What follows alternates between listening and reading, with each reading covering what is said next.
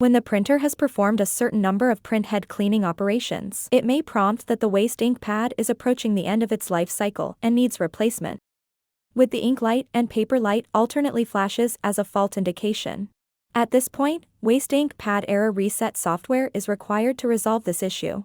There are two methods to obtain the software. One is to find the waste ink pad reset software on the white USB drive included in the machine's packaging box. The other method is to download the waste ink pad reset software from the Procolored official website.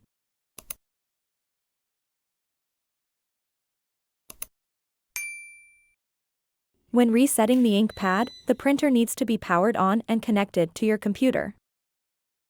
Then double-click the software to perform the waste ink pad reset operation. If the software is blocked by antivirus software, you need to disable Windows real-time protection. Select your printer model, then click OK.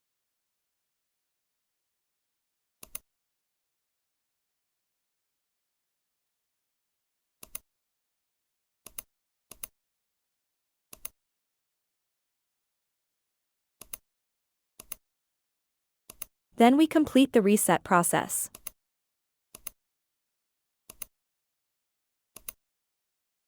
You can add the software as a shortcut in the ProRIP software for quick solving ink pad error next time.